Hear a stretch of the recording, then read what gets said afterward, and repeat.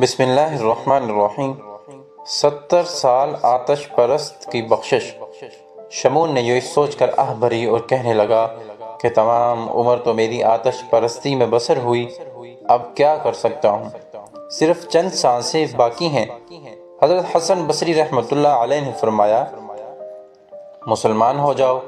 اس نے کہا کہ مجھے عہد نامہ لکھ دیں کہ اگر مسلمان ہو جاؤں تو مجھ پر اللہ تعالی عذاب نہ دے گا۔ یہ سن کر حضرت خواجہ حسن بصری رحمۃ اللہ علیہ نے شمون کو خط لکھ دیا اور معززین شہر کی گواہی بھی نیچے درج کر دی۔ شمون نے خط دیکھا اور ایمان لے آیا اور روتے ہوئے وصیت کی کہ میرے مرنے کے بعد میرے ہاتھ میں یہ خط دے دینا۔ اس کے بعد کلمہ پڑھا اور جان گئی۔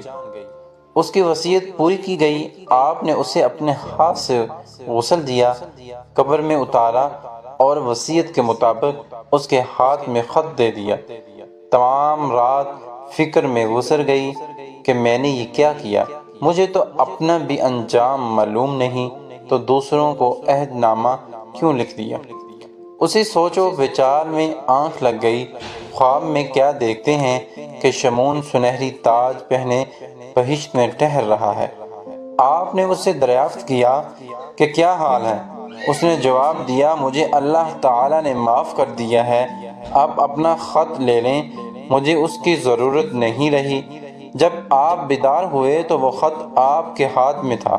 آپ نے خط دیکھ کر کہا، اے اللہ، تیرے سب کام فضل و کرم سے ہیں، کسی علت سے نہیں۔ تو مومن کو کیوں محروم رکھے گا جبکہ 70 سال آتش پرست کو ایک کلمے کے عوض بخش دیا۔ تو امید ہے آج کا واقعہ آپ کو پسند آیا ہوگا۔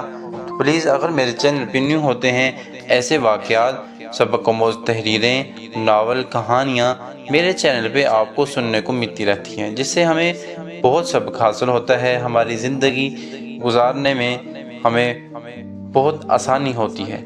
تو تب تک کے لیے اجازت دیں، اپنا بہت سارا خیال رکھیے گا اور مجھے دعا میں یاد رکھیے گا۔ اللہ حافظ۔